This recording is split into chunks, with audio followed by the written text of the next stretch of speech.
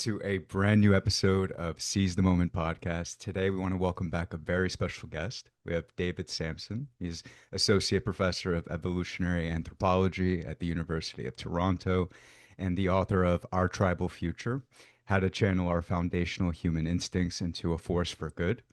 His pioneering research has been featured in National Geographic, Time, the New York Times, NPR, and the BBC. And his new book, available now, is called The Sleepless Ape: The Story of Sleep in Human Evolution. David, it's such a pleasure to have you on, and thanks again for being with us. Absolutely. My pleasure, gentlemen. And it's good to be back. Yeah, man, and I love that we're filming so early, dude. Such an Yeah. appropriate time for an episode on sleep. Okay, so in his book, David wrote, "Sleep is essential for human health and cognition. Yet paradoxically, humans sleep less than any other primate. Despite being short sleepers compared to other monkeys and apes, we live longer, healthier lives and boast unprecedented cognitive abilities. If sleep is so crucial, how did we evolve to need so little of it?" So this is obviously such a great question. And so just from a personal perspective, and I think a lot of people would agree because I think a lot of us, especially people like, in the wellness industry, think this way. I think, we worry a lot about not getting enough sleep. And I think we also focus on optimizing sleep. So I can just tell you from a personal perspective, like I tend to organize my life, not completely, but mainly around sleep because I'm like so afraid of, kind of the sort of memory loss, cognitive impairments around it. I'm afraid of health issues somewhere down the road. We hear from sleep experts like, hey, these always catch up with you, et cetera, right? But the thing is, and I've also become kind of like neurotic about it, where Yeah. fundamentally, like, I feel like if I would sacrifice a lot of my social well being just to get sleep, right? So Yeah. there are times where I literally leave events because I'm like, oh my God, I got to go home to get some sleep, right? So, okay, from an evolutionary perspective, right? So you're pretty much arguing that we don't need to optimize sleep in that particular way, right? Because the way I would think about it as a more or less perfectionist,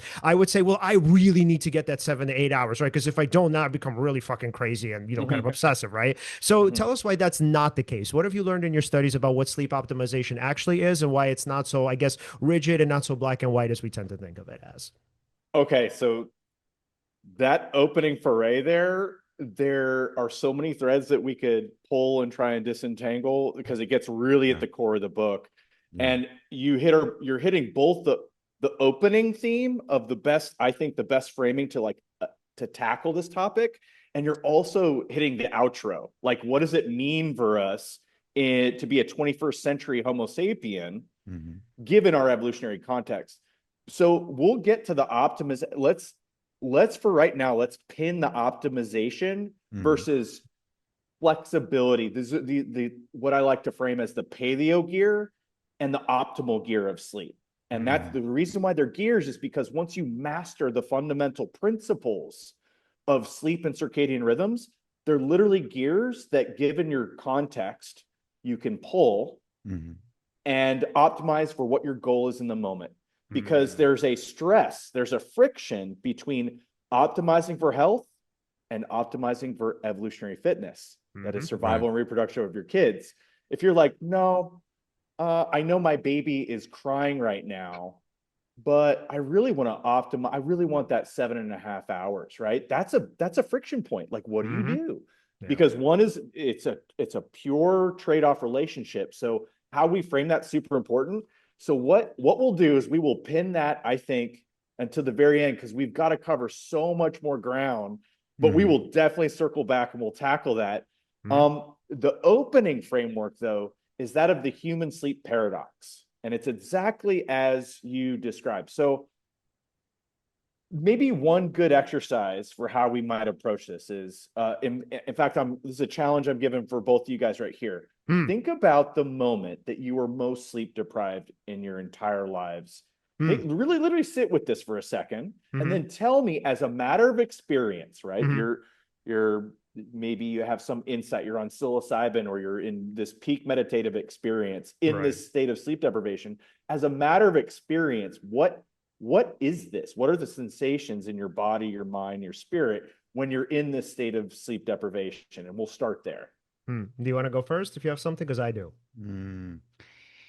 Yeah, I mean, I suppose there was a time in college I had a final the next day, and I was cramming all night, studying, And there was a point where, I had sort of done a calculation in my head. I thought, okay, let's say finals at 10 a.m. the next morning.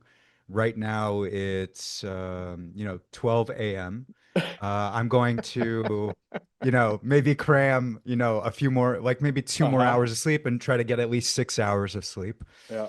But because of the alertness, hypervigilance, the feeling of needing to, get as much information in as possible and pass Yeah. this final, Mm. even when I did plan for going to sleep, let's say at 2 a.m., Yeah. it did not work out. I Mhm. would still be thinking about that test, trying to Mhm. orient my mind around Mhm. all the different pieces of information I was preparing and studying about. Oh, And beautiful. then I just wouldn't sleep, Yeah. actually. Or if I did, Oh, maybe it was for 1 hour, an hour and a half, or something like that. yeah. Yeah. So you're bringing in hypervigilance here. Yeah. So I would say, and I'm not a clinician, guys, but I'm just an evolutionary anthropologist, right? Mhm, But mhm. if I were to put money on it, I would say that about 60 to 80% of insomnia cases are just what we would classify as hypervigilance, which was from an ancestral evolutionary perspective, highly adaptive. So Right. what you were doing right there was confusing the the um the HPA axis, the stress response Mhm. of a real world threat, like what our ancestors may have faced, maybe Mm. conspecifics attacking the group in the night, or a predator being out there and lurking in the darkness. Mhm. Your brain could not make the distinction between that predator and your exam the next Yeah. morning, right? Like Mm. Mhm.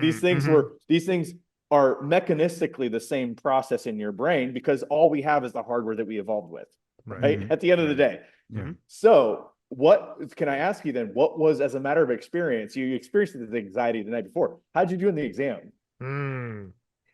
It was okay. I It didn't was okay. fail. It So wasn't you it didn't know. wasn't Okay. the greatest result I could have gotten, but I So believe it was an 80 something. Yeah. okay, Which is okay. good. Yeah. So I bet my prediction is that all things being equal, if you'd have studied the same amount, Mhm. same intensity, we're controlling for all those factors, but you had just timed it such that the the moment you would stop studying was, say, probably around the time that the sun was setting, Mm. as opposed to midnight, Mhm. Hmm. I think you would have got a 90 on that Wow. exam.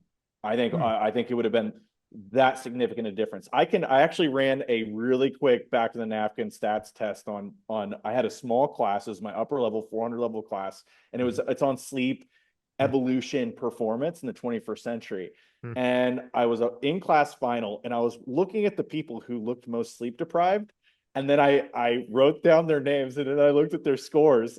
They were they were not good scores. I could predict it based on the level of sleep deprivation I could read in their face, Wow. because one of the functions of sleep, Hmm. of particularly deep sleep associated with phasic REM, which is when Mm. you're the most dead in your as a state of consciousness, is when you are physically the least likely to respond to any external stimuli. So you're like the most Right. dead to the world.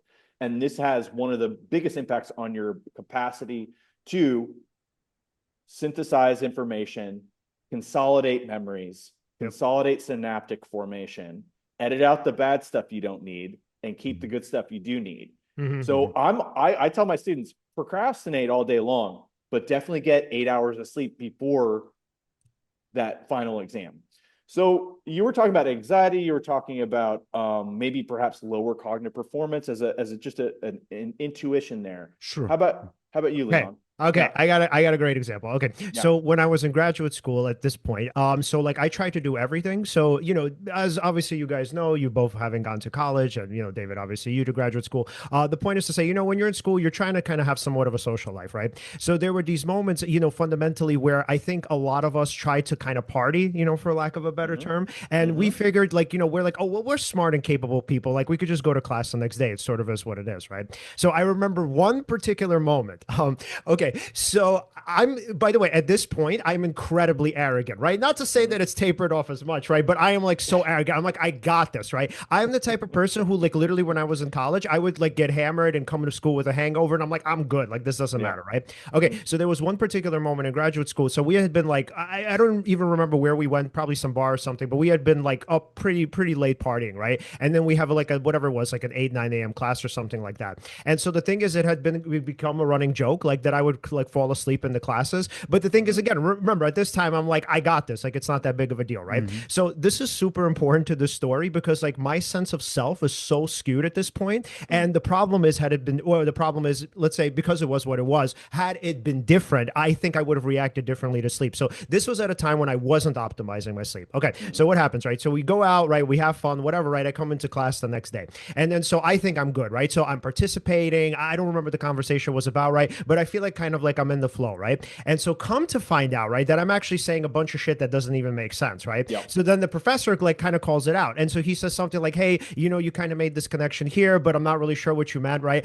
I am pissed. And I'm like, dude, I'm like, Ooh. first of all, I'm in my mind, I'm like, you're an idiot. I'm like, if you couldn't see this, I'm like, you're a moron. So, but the point is to say, right, I wouldn't even pinpoint the lack of sleep as a like a potential cause, because the way I would see it is that like this is sort of an insult to my character, right? So here's the thing, right? Sleep deprivation now coming into all of this, right? So what I would have said is at that time, right, considering the foundation of my arrogance, considering the sleep deprivation, right? So now I feel really stressed out because I'm like, oh my God, I'm not contributing in the way I'm supposed to. Then B, I'm also really angry, right? Because I'm like now externalizing and I'm blaming somebody else. And I'm saying, hey, no, this is actually your fault. So now I'm fucking projecting onto him, right? Then on top of that, you could even throw in the hypervigilance, because now I'm thinking, oh shit, what does this mean? Like, am I going to be discovered, right? Is he going to find out that I was like up all night? Like, I don't know if we were drinking or what, probably were. Like, that we were kind of up at night drinking, etc. And like, also, I was honestly kind of sad because I'm like, shit, what does this mean? Like, how am I going to make this all work? So yes, you put all of this together, man, and you're like, shit, now I really should get 8 hours of sleep. But then how do I function? What does this do to my social life, etc.? And David, could I just ask you something really quick? Yeah. Came to mind. Do you think that it was high cortisol from a lack of sleep that made him so potentially arrogant? So, Yeah. so here's the thing, and this was there was so much going on with that response there, but one of the core functions. We'll don't worry, guys. We'll wrap this up to the human sleep paradox. We will tie this in. Yep. But one of the core functions of sleep for humans, we are a eusocial species, right? Remember this conversation we had back in our tribal future. We evolved for hypersociality, right? Very few primates have the level of sociality that we have. Now, imagine you're in a hunter-gatherer camp and you have 25 to 30 adults, and you're in the shared project of reproduction and survival, and you have the emotional response that you just described to somebody correcting you or calling bullshit. Right. That's not good. So one of the primary functions of REM is actually emotional regulation. In fact, Matthew Walker calls it the nighttime therapist. It's your nighttime therapist, because what it's doing, one of the core functions of REM in humans is it's taking, say, an emotionally relevant event. Oftentimes this is sort of like we remember things that have negative connotations more than we do positive. So say you had this run-in with this individual, and right now, when you told this story, you've had many REM cycles to process that information, such that you can retell it without experiencing the raw emotion of the original encounter. That's what REM does. It extracts the emotional valence, the emotional core from information, and then it gives it back to you. It says, oh, this is because you had an emotional response. We're going to flag this super relevant. Let's let the hippocampus store it for later usage. But we're going to allow you, because you had all this juicy REM, to therapeutically massage it. We're going to allow you to recall it, remember it, learn the lesson, and not be on kilt because of it. This is why, and for PTSD, particularly in 2026, one of the core therapies for PTSD now is let's tackle their sleep and sleep quality first, because of this therapeutic property of REM before pharmaceuticals. Fix their sleep first, because often it's a negative feedback loop. Like somebody comes back from a war and they can't sleep because of the trauma, and then the lack of sleep is they're feeding back into this negative loop, this negative cycle that's making sure that they can't go through the nightly therapy that they would be otherwise doing passively. Right. So when your mom says, you break up with your partner, your mom says, "Oh, I love you, son, daughter. Go to bed, sleep on it. Mm-hmm. Sleep on it. You'll feel better in the morning." There's loads of science to support this claim. So we've got, so far we've mentioned cognitive performance, we've mentioned anxiety, we've mentioned emotional regulation. I'll just go ahead and throw on a couple more to this really important list, just because it's super crucial to the human sleep paradox. So what else are we responsible for? In terms of motor skills, if you're driving with under 4 hours of sleep, you're driving at the legal limit. So for each hour, you add a drink, right? So if you have 2 hours of sleep, you're driving like with a 6-pack under your belt in terms of your motor coordination, right? Your capacity to do second, third, fourth order computation. So things that have consequences downstream, which is maybe perhaps one of the most human cognitive abilities for us to think about fifth, sixth order effects, right? We play chess in our minds, we simulate things. This is one of the first targets of sleep deprivation, your capacity to this. You just are stripped of your chess capacity, your multi-layer long-term thinking. Right. Your attraction. There was this beautiful study shown in 2014 that they had people look at thousands of images online of faces. And the only thing that was different was it was a well-slept face, a neutral face, and then a sleep-deprived face. And they had thousands of individuals that they had manipulated these things. So in terms of rating attraction, physical attraction, sexual attraction, all things being equal, if you're underslept, you're not sexy anymore. So something to think Unless about. you're Pete Davidson. Maybe. That was actually pretty good if you really think about it. There's always an exception on the bell curve, right? There's always the anomalies. And then even the core basic things, like I've had my work now that I know this science, and I think back. So last year I did with one of my best friends, we did a bench contest.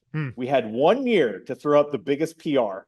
Okay. And so we were both yoking out our bench.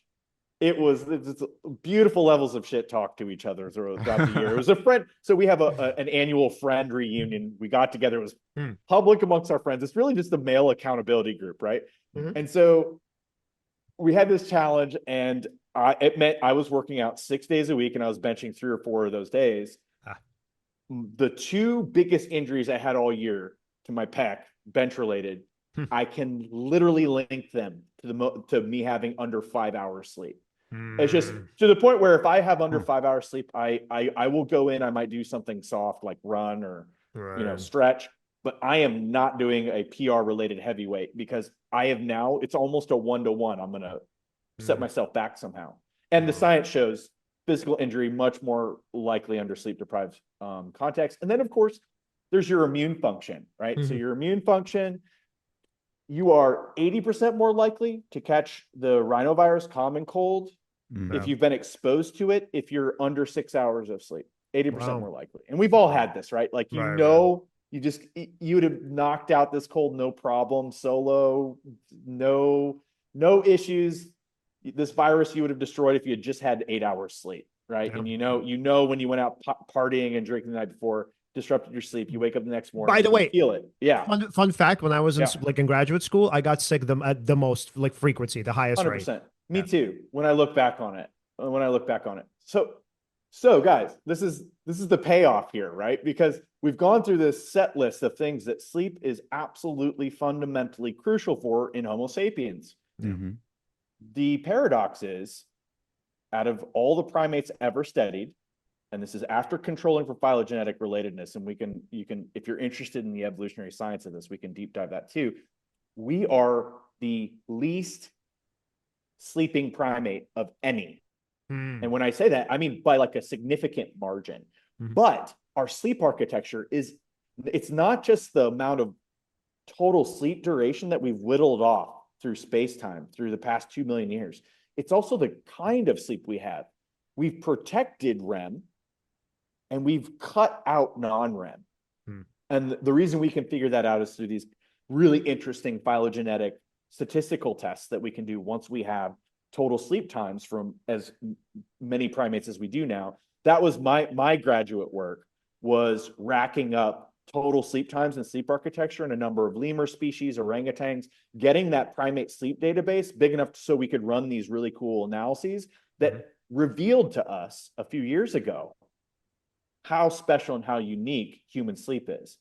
So that's the human sleep paradox. And I believe the answer, trying to unravel this paradox, it's you know, if you'd asked me if I was going to do sleep research 10 years ago, and I would have said, what? That doesn't even, why would I do that? But once my mind wrapped around this paradox, I thought, okay, something really special is going on with human sleep and the story of human sleep and evolution. And that's why I wrote the Sleepless Ape, because of this paradox.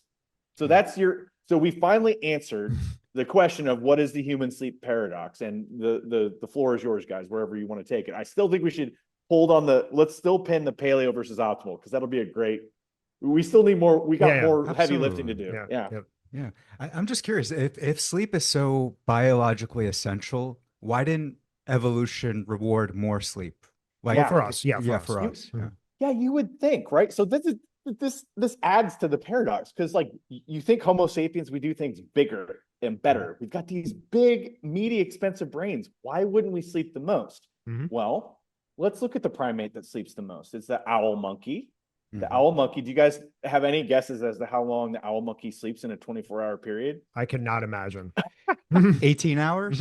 Yeah, that's really close. 17 and a half hours. Okay. Wow. It's a silly question. Do you have any idea about the activity pattern of the owl monkey? I can't Not at imagine. all. Honestly, no. So a couple things that I would say, two things that we've probably uncovered are important drivers to this amount of sleep. Overwhelmingly, they're nocturnal. They're nocturnal. So probably way less primates are nocturnal than cathemeral or diurnal. But if you're nocturnal, you tend to sleep more. Also, if you're totally folivorous, you tend to sleep more. And if you don't have a lot of sexual dimorphism in your species, meaning males aren't significantly larger than females, like a gorilla, for example, has the sexual dimorphism is almost 2 to 1, right? Male gorillas are almost double the size of a female, right? If you have a low amount of this sexual dimorphism, meaning like gibbons are almost 1 to 1, like males and females are about the same body mass. So if you have all these things together, there are a handful of species that have evolved longer sleep times since the common ancestor of all primates. For humans, it's the inverse. In fact, we only see a few lineages that have decreased. So the apes overall have decreased, but the ones that the only species that really, really shines is, in terms of derived evolutionary sleep, is humans, is Homo sapiens. Wow. And so for us to even tackle that question, the time is so deep. I've been relying on a kind of analogy, the classic Carl Sagan maneuver of making something so vast and incomprehensible comprehensible. Remember when Carl took the age of the universe and put it into a calendar year? Sure. So my borrowing from his strategy, mine is that of the human movie. So the average movie is about 100 minutes, so an hour and 40 minutes, right? 100 minutes long. And if we were to paint the picture of the human movie, in the opening minute of the movie, something quite radical would occur. It'd be actually quite a dramatic opener. We would go from our Australopithecine forebears.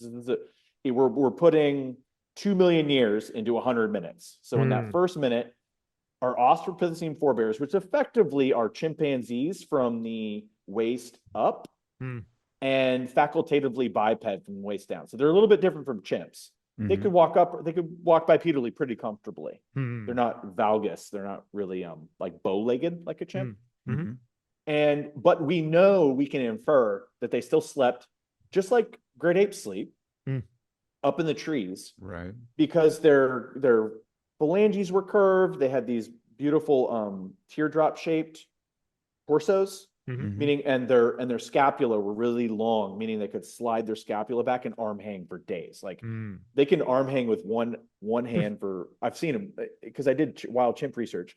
I've seen one just hang comfortably for 45 minutes without even Wow. breaking a sweat. Mhm. 30 meters in the air, Mhm. just Mhm. extended out, just like eating some figs, Mhm. right? That's how we know these Australopithecines probably slept in the trees. So at this point, you have a dramatic movement from the trees to the ground. And the first part of my graduate work was actually out of the Toro Semliki Wildlife Reserve in Uganda. I was really Mhm. interested about the universal of building sleeping platforms, and all great apes do this, but no lesser apes do this, and no monkeys do this. They Mm. build tree beds. It's remarkable. It's universal for all the great apes. So it's us. We're a great Mhm. ape. Gorillas, orangutans, bonobos, and chimps. Mhm. Only they do this. And so I scaled up about 80 of these Cola gigantea and Cyanometra alexandri trees, and I measured their chimp beds in situ in context. One really remarkable thing out at Semliki was that they preferentially selected this one tree species called, it was African ironwood, Cyanometra, Mm-hmm. but it was extremely rare. So it was like entering the mind of a chimp. Like, what is a chimp solving for when it's Mm. trying to solve for sleep? It turns out that not only was this species of tree extremely resilient, buoyant, the interstitial digits of the leaves could interlock, so it could make this really nice, springy, comfortable bed. Mm. But also they repelled insects. Mm. So we put CDC light traps up there. It repelled Anopheles insects, so female Anopheles insects, the ones that carry malaria, the Mm. Plasmodium malaria. Hmm. The temperature was insulated in these things. So you got temperature, you got antipathogen, you got the fact that it's up in the tree, Mhm. it's keeping you away from predators. So it's solving Wow. for all these challenges. God's bed. It's beautiful, right? Mhm. It's Mhm. it's epic. But guess what? We lost all that in minute one of the human movie when we came down. Wow. And in minute one, we had to resolve for all those things. And so by the time you get to say, let's say 20 minutes into the movie, we have a Mhm. Mm-hmm. radically new sleep environment. Mm-hmm. And here's the kicker, guys. It the protective nature of it is, to the modern mind, is hard to wrap your head around this unless you live in a small scale society. Mm. It's social. It's Mm. the socially dynamic, it's the social shell that is creating the environment that can allow for high quality sleep done in a short amount of time, flexibly throughout the 24-hour period. And so here we got, like, I've been working, it's not even in the book. I've just been Mm. working on this acronym, the shell. I Mhm. like this. It's also an anchor of the book, as well as this concept of the shell, because before we evolved this, basically an exophenotype, we had no chance of migrating out of Africa. We had to Right. figure this stuff out first. So S stands for shelter. Mm-hmm. So you have these microenvironments in the hotsets, these like acacia huts, right? It reduces environmental stress, variability on the edges. Then you have the hearth. By about 1.7, 1.5 million years ago, there's some good evidence that we had controlled use of fire. Mm. So you have the hearth creating a thermodynamically more controlled environment by which to sleep. You have Mm-hmm. environmental preparation, meaning you have campsites that you can tell from the paleoanthropological record. They circled around like seasonally here, here, here, here. And over time, they cultivated, environmentally prepared these environments to have crawls, the perfect, like maybe a cave here, the right environment of species of tree here to make the shelters. So you had all this environmental preparation. That's E. Mm. Then the last two L's are lux, is one L. The Mhm. light, your 24/7 access to light, but Mm. special kinds of light, full spectrum during the day. And then afterwards, you had the controlled use of fire. So you still had light, but it was low Kelvin light, guys. It was Mm. 22,700 Kelvin and below, Mhm. meaning it looked like firelight. It looked like, Mm. you're holding a candle. Yeah. It wasn't this abrasive, nasty hospital light we've put everywhere, this really cheap, Yeah. crappy Fluorescent. mismatched Yeah. light. Oh, Mhm.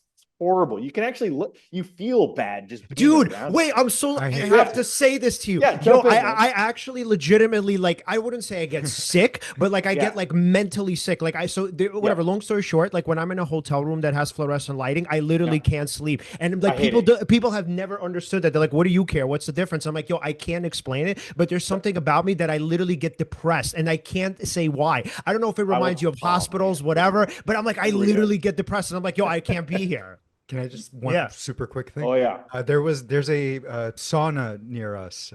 This place that we've been to before, but I don't like this place. The reason Yeah. why is because the moment you enter, it's fluorescent lighting everywhere. Yeah. And then there's another place where it's darker, kind of a little more Yeah. ambient. Yeah. Like that like yellowish Yep. hue, or maybe Yep. 2700. Yep. But yeah, so.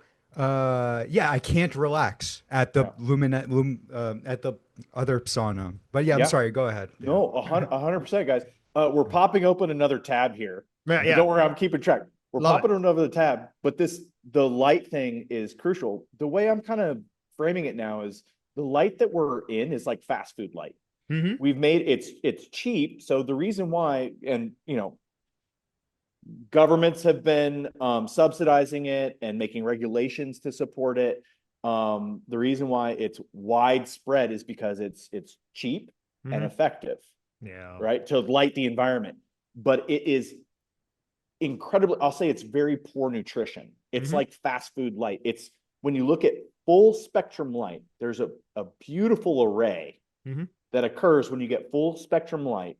It goes from about 300 nanometers to 900 nanometers. And that crappy light is like one small sliver of that. And it's ubiquitous. It's being outsourced everywhere. Right. But what's happening is this is why it's really shitty light and why you feel depressed, because near infrared light, that spectrum from 620 to 900 nanometers, this stuff is like your protein rich light. Okay. This stuff is really good for you. It's got fiber in it. It's all the total package.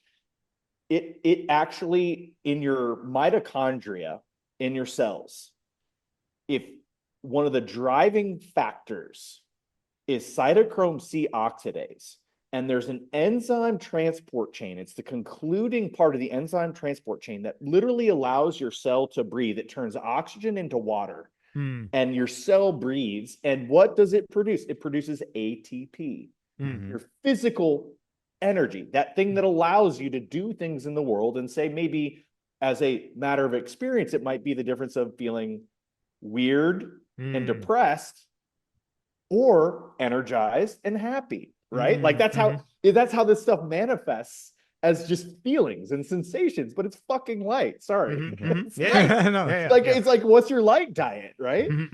So that's why you're feeling weird. And when we get to sort of the takeaways at the very, very end, light is going to feature heavily in it. In fact, I'll just go ahead and say this now. I think we fetishize sleep, and I write this in the book, I see sleep more as the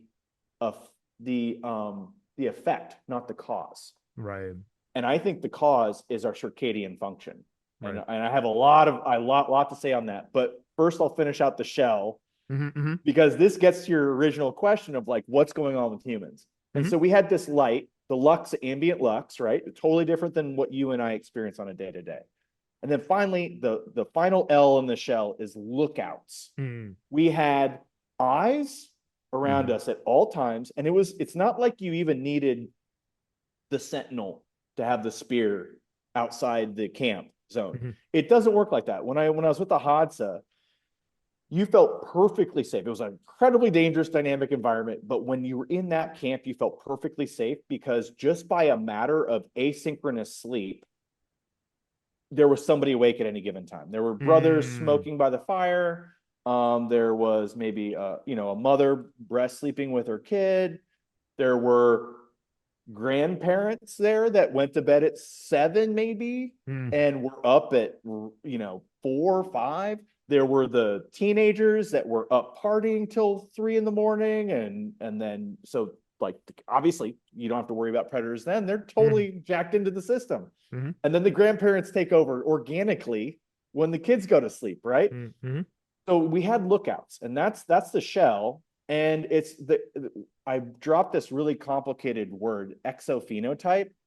But this is a super key word. So let me disentangle this a little bit. So an exophenotype is the idea that when we shape our environment, the environment can in turn shape our genes. The great way to explain this, I've got in my classroom, I've got that TikTok video of Justin Bieber.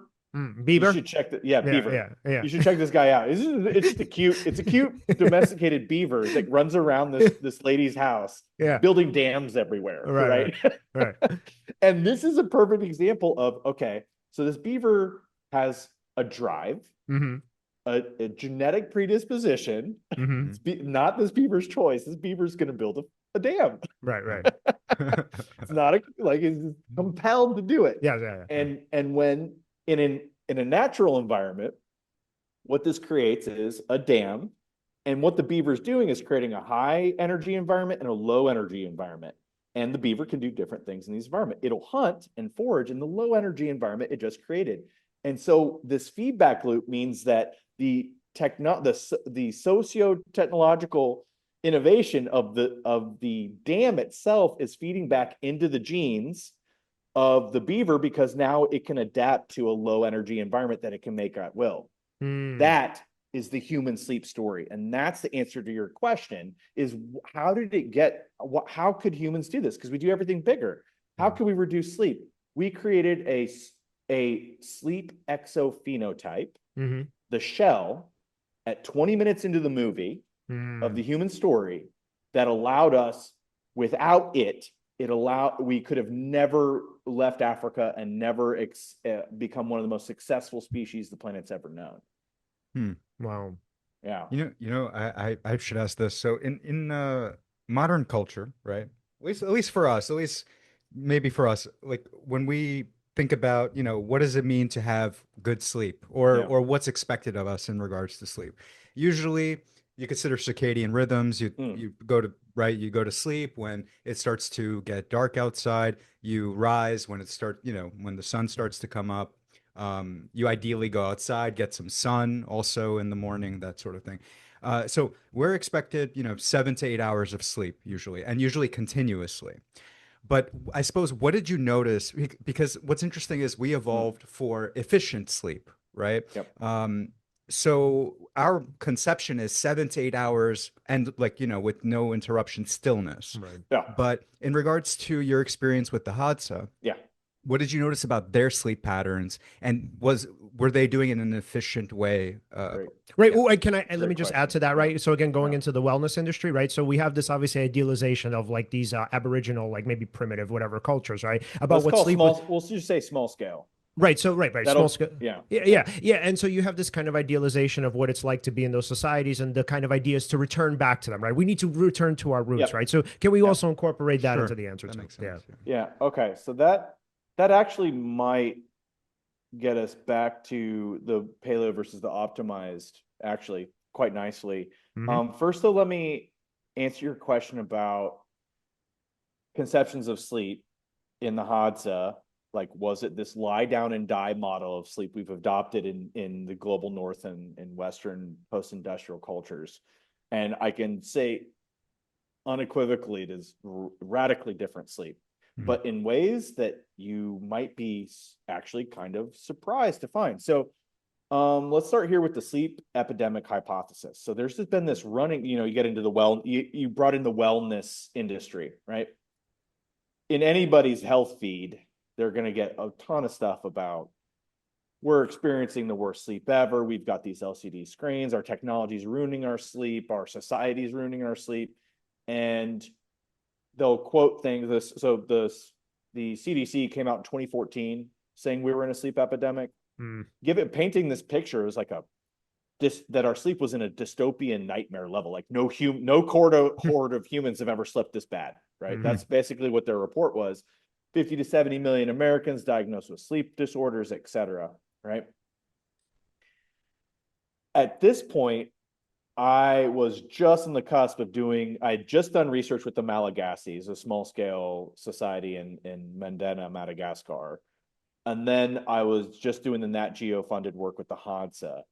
And so my baseline was extremely skeptical of the sleep epidemic hypothesis initially, because I've slept in these camps and they're incredibly dynamic.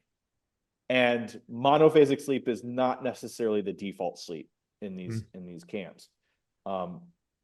So what we did is over the past 10 years, we've recorded sleep in small scale societies and basically gotten together a meta-analysis of all the population level sleep studies we could over the past 50 years. We got 54 populations, including 5 populations of small scale foragers from my entire scientific collaborative network, and myself and Leela McKinnon, now my postdoc, but she was a grad student at the time. We published this work in Proceedings B, and what we found was direct evidence against the sleep epidemic hypothesis. In fact, what we saw was in small scale societies, they're sleeping significantly less. So this is 6.4 hours on average.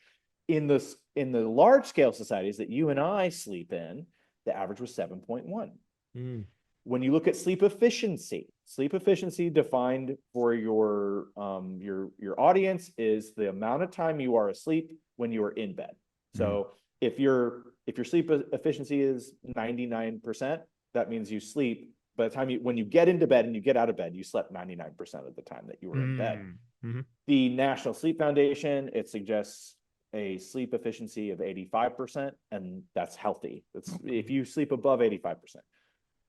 The large scale are on average sleeping 88 for their sleep efficiency. So all normative, green, normative, go. And the small scale are 70, 74. Wow. So already, and this, I was like not surprised at all because I had slept in a Hadza camp and I was like, that tracks. And so here, this is a little bit of a mystery, right? It's like, I thought we were the worst sleeping humans on the planet. And wouldn't that help explain why we have all these disorders, sleep-related disorders? Well, we took the analysis one extra level. We also measured circadian function. There's CFI, Circadian Function Index. And so here's the value. If you have a 1, you have perfect circadian function. There's about 12 independent circadian clocks in your system. All these clocks are like an orchestra, just playing beautifully in tune and sync. Every organ synergistically feeding the other with the right timing cues, right? So that's a 1. A 0 would be absolute chaos. It would sound like instruments being banged on a wall, right? And we in the West have score of 63, a 0.63. And those in the small scale foraging are above in the 0.7 and higher. Meaning and I mean, when you control for age, sex, all this, it is like you look at the fixed effects plots, the effect is massive. Right. Meaning our sleep is fine. Our sleep duration is okay. Something else is going on. And to my mind, that gets us back to the conversation about light. It gets us back to the conversation about circadian function. And what I think is going on here, the reason why I say we're fetishizing our sleep is because, yes, sleep is super important, but it's downstream from core effects. The cause is your core circadian function. And this shouldn't be a surprise to us, guys, because circadian rhythms evolved about 1.5 billion years ago. Sleep evolved, I don't know, I'm gonna, it's gonna be a really speculative answer, but maybe 300 million years ago. In the first, you need a neural net to constitute a reason to evolve such crazy levels of behavioral paralysis in your environment. Like sleep is, Alan Rostapin once said, if sleep does not serve an absolutely vital function, it's the biggest mistake the evolutionary process ever made. Right. That's like, it makes no sense evolutionarily unless you have a very complex neural net that needs some pruning, processing for it to be functional during its active period. So that's all to say. Yeah. to double, I think we're on the edge of a sleep enlightenment. And I think that sleep enlightenment means us taking the gains that we have created with our tech, with our shell. Our shell's okay in terms of the safety, right? And the warmth. And so we've mastered that control aspect of the environment, but we've done so at the cost of losing the data that cues our circadian rhythm in and out 24/7 throughout your lifetime. And so if we double down on circadian rhythms, keep all the gains that we have with our nice plush sleeping environments that are psychologically comfortable, then I think we're on the verge of a sleep enlightenment. We got to marry these two things and pay homage to our evolutionary ancestry and evolutionary history. Right. So somebody listening to this, because I certainly have this question, I ask, so, but how do we distinguish between sleep and circadian rhythms? Because one would think that the two are inextricably linked. Yeah. Yeah. It's not a one-to-one. And it is related. It's correlated, but it's a loose correlation. But so these, I think of it like a braided stream, right? Where the circadian rhythm is, because you have two processes. The reason why it's complicated, and you have to, I'll try and make this as simple as possible. Sure. But the easiest way to explain this is there's a sleep gate, and there's two processes. There's what's called process S and process C. Process S is your homeostatic drive. Like how much ATP did you burn that day? How much toxic residue and waste have you done for the lymphatic system to process? And the glymphatic system in your brain, it processes beta amyloid. You produce about half a shot a day. And that's why you know, when you're really sleep deprived, you feel that like fogginess in it. You have poison in just floating around your brain that needs to be flushed out. That's part of the ATP process. That's process S. So that's your homeostatic drive. When the world is like, just like, get to sleep, you got to go to sleep. Process C is circadian function. That's the timing of the biological clock. When both those things hit at the same time, that's when you have the most perfect ease to get to sleep. And then you wake up feeling completely refreshed, right? When you marry those things. So they're related, but the effects, interestingly too, for a lot of the things that you guys talk about with mental health, the effects of circadian function are much more tied to mental health than sleep. Sleep is like like the bare bones of repair. You're repairing muscle tissue. You're repairing your immune system. Your immune system's tacking on your memory cells, right? Like it's like, what is invading us right now so we can produce it during the awake period. And then you're doing the raw editorial part of your brain and synapses, like what synapses do we need to prune, what synapses do we need to strengthen. That's sleep. And again, it's like for a complex organism. The circadian function component, though, is much more about, is everything in sync? Is everything timing? And this has profound effects on your on things like, are you likely to be depressed? Are you likely to feel as though you have a high level of wellness in your environment? It's been linked to things like attention deficit disorder and autism. So like there's a couple of these like things that we classify in the quote unquote mental health bin that are very much related to this. And I don't think it should be a huge surprise. At least, I don't know where are you guys at right now in terms of longitude? Oh, Brooklyn, New York. New York. Okay. Yeah. We're in you got it like marginally better than I do in Canada right now. But man, this winter was rough on me. I don't know if it was rough on you, but we have major snowstorms here. Yeah, for the first time in a while. Like, and we haven't had. Did it affect your mental health though? Yeah. Well, yeah. I mean, in the sense of So I would say just in the sense of, at least for me, the fact that like there's just nothing to do. Like you can't even leave your house. Yeah, the snow itself I don't mind, but like after a while you're like, okay, this sort of constrains me. So which is fucking horrible. And what about the hours of darkness? Oh yes, I've always hated that. Oh yeah. Well, I wouldn't say like this is like pretty unique, but like yeah, man. Like when it gets dark at about 3:30, 4, it's kind of depressing. Yeah. Kinda. Oh my God. Yeah, actually, yeah. For example, when I'd be working and it gets dark, let's say at 4 p.m. or 5 p.m. Right. And let's say work finishes for me at 6:30, 7, depending on the day. You already feel kind of done for the day at 4, and Yeah. it's a shitty feeling. When Yeah. it's summer, I'm okay with work. Mm. When it's winter, Mhm. I don't know. I have to brace myself a different Yeah, sort because of. it feels like, you know what it is? It feels like, so this is the best way for me to kind of put it. It feels as though, well, when it's dark at 4 o'clock and like, let's say the night extends, it feels as though I should have been asleep already hours ago.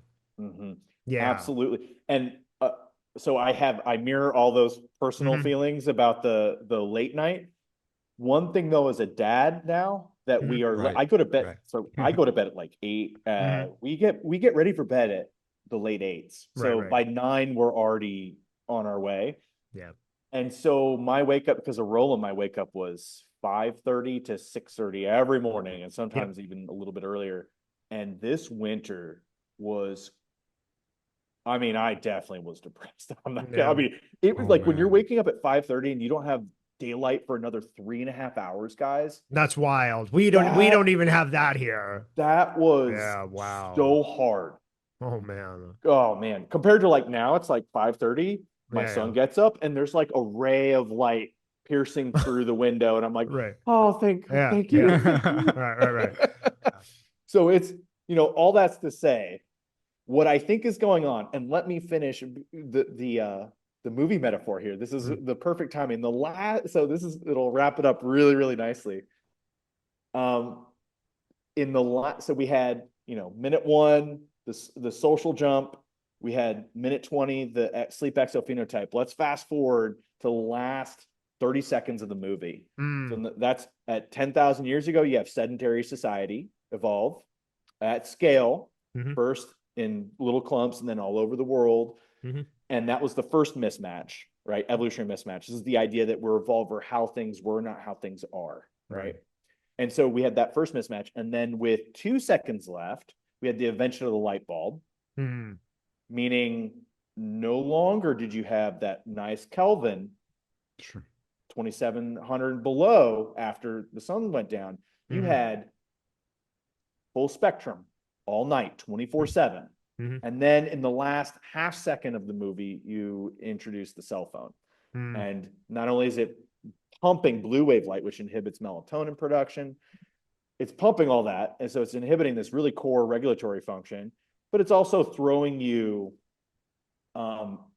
emotionally triggering, like is it the equivalent of emotional porn at you at Mm. every single second it can. It's like, how do we tap into this person's dopamine loop? Because there's a billion-dollar algorithm that's been figured out how to do that. Mhm. So that's the core of the mismatch. And I think as we develop the science and the awareness of it as a society, we can tackle those mismatches. And what that gives us, to come back full circle to the Mhm. paleo gear and the optimal Mhm. gear, Mhm. what that gives us, guys, is the capacity to become the arbiters and the orchestrators of our own sleep and circadian destinies. Right. So yes, you guys are right. There is reason for sure, especially as I'll say, like, single guys.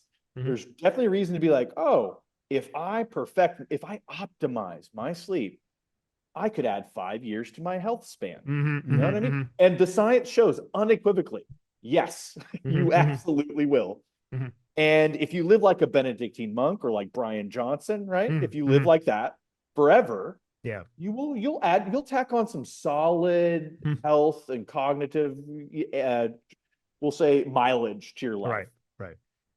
And if you do that perfectly, you will do it at the extreme cost to other things that perhaps evolution cares about, right? Yeah. Right. And that's the paleo gear. So when you were talking originally about partying Mhm. instead of sleeping to get Yeah. that grade, I would make the counter argument here that perhaps that was actually quite a useful payoff. Mm. So I would argue that from the paleo gear perspective, did it really matter whether or not you impressed this professor the next day? Or did you forge a social alliance Yeah. through your drinking escapades the night before that Yeah. affected you your entire life because you made a best friend? And now that's the buddy you call when you have to like go dig a ditch at 4 in the morning, right? Dude, that's what I was trying to tell my professor. He wasn't feeling it at all. I was like, what the hell, man? I'm trying to make friends here. You're I kid, trying to make friends. And so Yeah. there's always been a really good reason to Mhm. lose sleep, guys. Right, right. A good reason to lose optimized sleep. And Yeah. I love Matthew Walker, and he's rolled back a lot of this because he's like, he realized, I heard him in a podcast once and he was like, I think I've caused a lot of anxiety in my readers because it's all about the optimal gear. And he's right on that dimension. But there's a whole new dimension. That's the evolutionary dimension. That's the paleo gear. There are times when you want to lose sleep, shore up social alliances, develop a new, perhaps hard to develop skill that's rare to get practice time with. Right. Find a mate. Maybe you when were you're on a finding a date. mate. Yeah. There's might be worth staying up to 2 or 3 in the morning. Right, Evolution might have primed you to do that. I don't know. I'm a wild statement there. Right. And then if you have kids, right? Like, Yep. Do they need to survive? Yeah. Because they don't even have a superchiasmatic nucleus. They don't even have a biological clock for the first 6 months. Right. Your sleep will be fundamentally changed. It'll be more chaotic. It'll be paleo. But remember, it's a gear. So in closing here, I'll just give you one last example. And that's of when I was writing this book, when I was writing The Sleepless Ape. And it was great because this was the stuff, unlike Our Tribal Future, was sort of like a PSA. It was like a passion project because I was interested in it. The Sleepless Ape was my bread and butter. Is the stuff I'd been researching for 10 to 15 years. And I was like, honey, I just signed this contract for the book. I know you're pregnant. And I know I need to be a good husband and supportive. And I'm like, I want to ask your permission for something. I want to ask your permission that I go into the optimal gear for the next 3 months, such that when our baby boy is born, I can then just recklessly pull the paleo gear.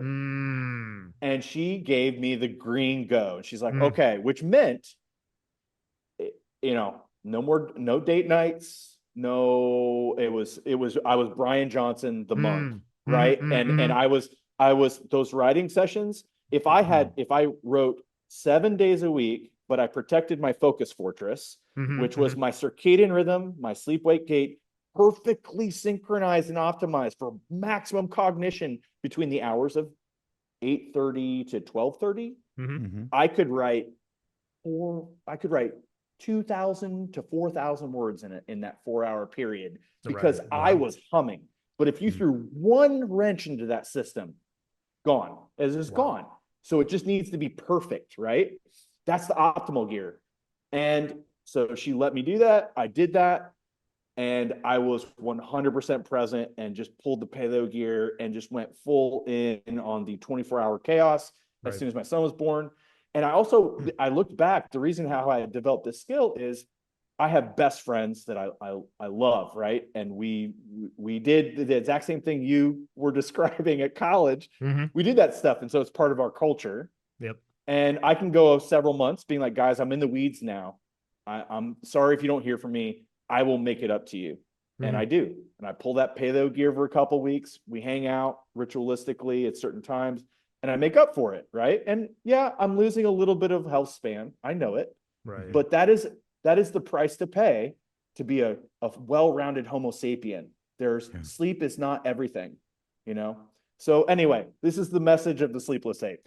Well, so as we start wrapping up, so what I'm hearing you say is that like sort of real optimization is a sort of meta perspective where you're able to kind of shift between gears, right, as necessary. So an example, like a quick example that comes to mind is a Supreme Court Justice Ruth Bader Ginsburg. So, and I mean, obviously, to be clear, you don't have to do it in this sort of rigid capacity, but I think that she actually optimized sleep pretty well. So what she used to do is on the weekdays, right? So she used to sleep about like 2 hours a night. So because she had, many things to do, whatever. Point is to say she was a pretty hard worker, right? But the thing is, on the weekends, what she did was she slept about like 13 to 14 hours, which to me is like wild, right? But that was kind of her version of it, right? So it wasn't like, hey, I'm going to kind of optimize it every single night, right? So I think the rigidity there is the issue. So what I hear you saying is true optimization is in whatever capacity and however it would fit your environment is to find a way to fluctuate between the two, whether it's in the span of like for her days, right? Or for you months, right? But the idea is that is true optimization.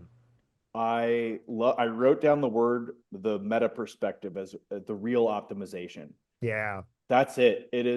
We're the first species, as far as I know, on this planet that has ever had the capacity to take a meta perspective and actually see these inputs and outputs to the way that we can begin truly optimizing on a strategic, not a tactical, apes and whatever, they can do tactical optimization really well. Sure. but we can do strategic optimization really well. And I think that's what separates us from other species, and along with a really weird, bizarre sleep architecture. So, I love it, there man. you go. Perfection. All right. So as we start to wrap up, Alan, final questions? Yes. If we wanted to follow you, follow Yeah. your work, and of course, buy the book, Yeah. where can we do that? Okay, so I'm Primal Primate on X. I mostly am a consumer just because there's some really cool threads that I follow, but I do have some posts on there. I would say the best way to get the book, you can get it on, just look up Sleepless Ape on Amazon or Princeton University Press right now, and I can provide a link to you guys too for the show Excellent. notes. Yeah. Thank you so much for coming on, man. This was was so yeah. good. This was so Yeah. fucking good. Yeah. Yeah, it was a lot of fun. All right, man. We'll talk to you soon. Take care. Awesome, guys. Get some good sleep and sweet dreams. You too. Let's see. All right, that was awesome. So again, everyone, if you'd like to follow us, you could follow us at Seize the Moment Podcast on Facebook and on Instagram. On X, we're at Seize_podcast. Like, subscribe, hit the bell on YouTube. And again, thank you so much for watching, and see you next time.